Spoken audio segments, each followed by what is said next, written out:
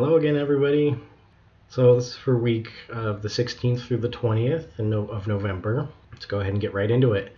So on Monday, started out in Lou's class, and this time I actually got to do my Bassanio monologue for her.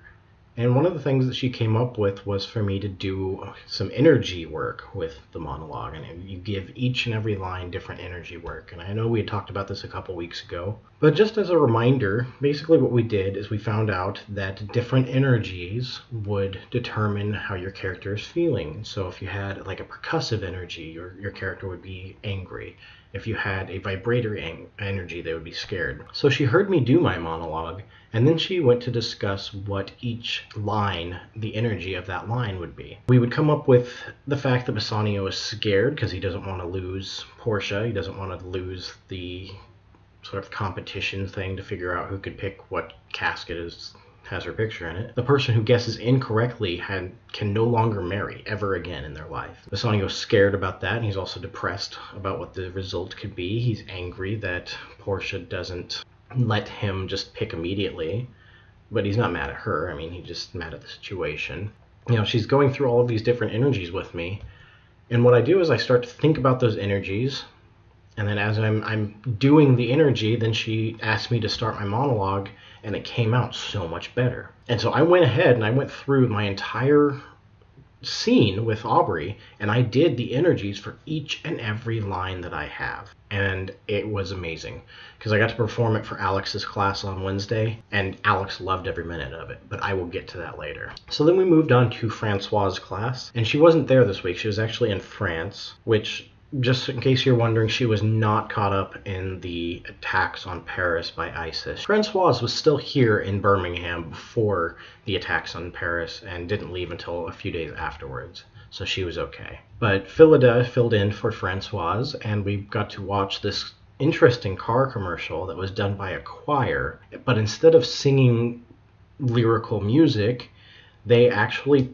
performed the sounds of the car using only their voices. And it was a very interesting car commercial. If you get a chance, take a look at it. And then she handed us a list of Shakespearean insults.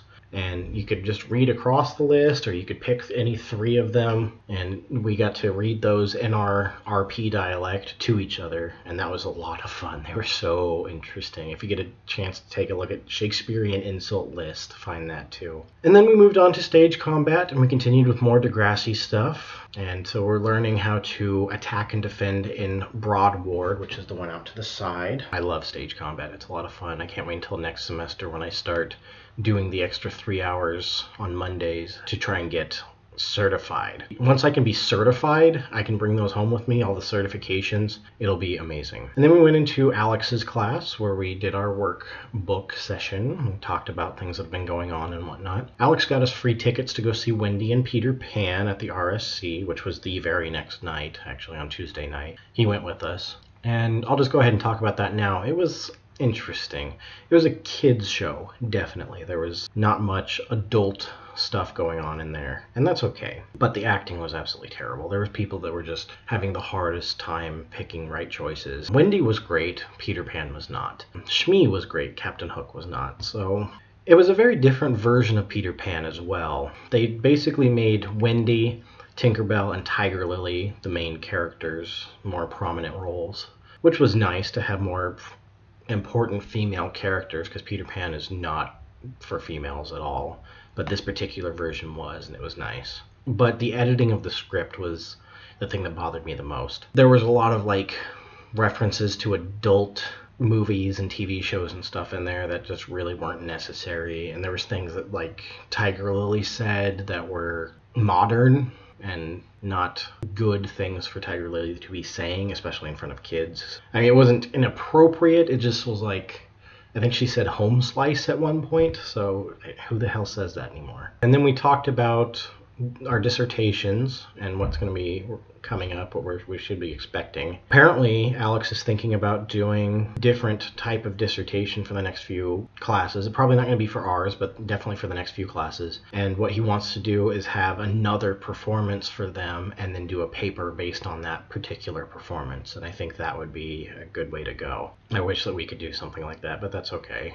What we're going to be doing, we're definitely going to be getting something out of at least. So I'm happy with what we're doing as well. Moving on to Tuesday, Maddie and Rachel did their presentation, which was on entertainment of the Elizabethan era. And then we moved on to Ben's class, and I didn't get to sing this week, which is okay. I don't have to sing every single week. Moved on to Colin's class, and we started learning our As You Like It dance at the end of the play, which is the wedding dance, I guess. And it's a kind of difficult dance. I mean, it's not the worst I've ever done in my life, but I mean, it's a little difficult. Luckily for us, Robert took a video of it and posted it on Facebook, so now we can use that to learn from a little bit more. So then we moved on to Ben's class again. This was ensemble singing, and we did the rest of Songs for a New World, Hear My Song. We finally finished that up. I'm glad we finished that up. And then we moved back into Phyllis's class, and this one was a shorter class because we had to leave early for Wendy and Peter Pan at the RSC. We had to get on a train to Stratford upon Avon, which is like a 45-minute train ride. But we did more stuff in RP. This time she wanted us to bring in something, and I did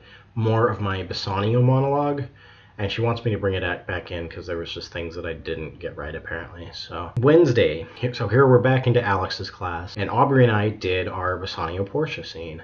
And because of what I did with the energies and all of the things that Alex has been teaching us throughout the course of the year and other teachers have been teaching us, Alex gave us the best compliment I've had since coming here. And he said that Aubrey and I looked like we were professional Shakespearean actors performing the scene for a company. That was huge. I mean, obviously, there were still things that we need to work on. I think there will always be things that we need to work on, even up to the day when I leave. Until the day I die, there will be things that I need to work on to make better. But the fact that he gave us that compliment really helped me feel like I belong here.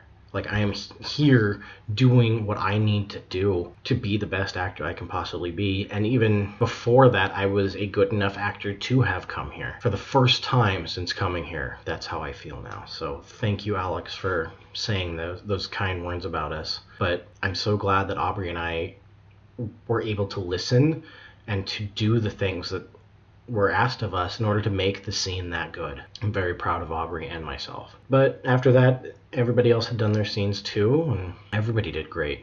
It was really nice. Alex actually let us sleep in an extra hour because we had come from Stratford upon Avon the night before and didn't get home until almost midnight. So Alex was really nice and let us come in an hour later than usual. But then we moved on to Keith's class, and we did this thing called the Angel and Traveler. And there was two people. One of them would just do any and every sort of movement that they could think of, but they had to do this with their eyes closed. So you could literally run across the room at full speed, and your angel would be there to catch you or to stop you or to change your direction if you needed to because you were going to run into a wall or a person or whatever. And that was really liberating, to be honest with you. I loved doing that. It was a lot of fun. I got paired up with Robert, and he was a great protector. He did a great job making sure that I didn't run into anybody or a wall or anything. He just let me do what I was going to do, and I'm very happy that he did that for me. And I think I did just as well for him. I mean, maybe not. Maybe he thinks differently, but I did my best to keep him from running anything. He didn't really do that. I mean, the closest he came to anybody was his hand touched Rachel's at one point while they were rolling around on the ground together, but he thought it was my foot. So then we moved into David Jackson's class, and we ran Act 3 for the second time all the way through. We actually didn't finish up Act 3.5, so they had to run that the next day, which I'm not involved in. I'm also not involved in 4 at all. So David let me sleep in, which I got to sleep in until about 9:30, which is about 2 hours later than I usually do. Went into class at 11, and they hadn't even finished with 3.5 yet because the alarm went off and everybody had to evacuate the building. So he told me to come back at 3 o'clock, which I did, and then we ran a little bit of Act 5, almost finished it. Act 5 5.3 or 5.4 is where we had finished that day, which is the last scene. Came in the next day, did the last scene all the way through, and then for the rest of the day we did line check. And so we're at Friday at this point. And line check, because it's Shakespeare, you have to say every single word that he wrote. You cannot make your own word or change it or things like that, because the language is so important to Shakespeare, to Shakespeare's text, to the actors who do it, to the director. You have to say every word, even if it's something as simple as thee, thou, or you. You have to say the correct one. You can't say thee if it's actually thou. You can't say thou if it's actually you. You can't say you if it's actually thou, etc. We did a line check, and I'm pretty proud of myself. For the most part, I have everything down, so I'm happy with that. There's a few people still struggling with lines, but that's generally because they have more lines than everybody else, or the more difficult lines. So after the line check, we moved on to Carrie's class, and we're doing both of our songs now. And the reason for this is because we are doing a song sharing at the end of the semester, I believe on the 30th. And we're going to have to do both of our songs in a row for the song sharing. The first song can be anything that you want. I chose Shrek's Who I'd Be. And then the second song has to be a folk song from like the 1800s or beforehand. The folk song that I chose was The Rising of the Moon. And even though I didn't have all the lines down for Rising of the Moon, I still performed it for her. And she likes the way that I'm going with it. It's still getting better. She gave me some more notes on it. And then we moved on to Simon's class, the last class of the week, and got to do my Shall I Compare Thee to a Summer's Day monologue again. And I did it this time looking at Rachel first and then Jared the second time. It's very cool the way it's come out. There's more than one way to do it. It's not as straightforward as you would think it is. Slowly beginning to find that out. And then, everybody else did their monologues too. And then we also did this thing where we were traveling around the room, just following our basic instincts, being silly. It was a lot of fun. All four of us had a blast. And then while we were doing that being silly stuff, we also would say our monologues. And because the only one that we knew is the Since Brass nor Stone nor Earth nor Boundless Sea, we all know that. That's the one we all participated in. And it was really cool. So I'd say like, since brass nor stone, and then Maddie would jump in and say, nor earth nor boundless sea, and then Rachel would jump in, but sad mortality o'ersways their power, and then Jared would jump in. It was very cool to see everybody kind of playing off of each other, and nobody really jumped on each other's toes or anything. And then there was one particular part where we were looking at the clock, talking about time, and then we all just kind of stopped and stood there and stared at it. And then finally I came in with the next line, which is, "Oh, fearful meditation." Simon said that was a beautiful moment, that we all stood there and watched the clock, and then I came in at the appropriate time. Very interesting week. A lot of good things happened.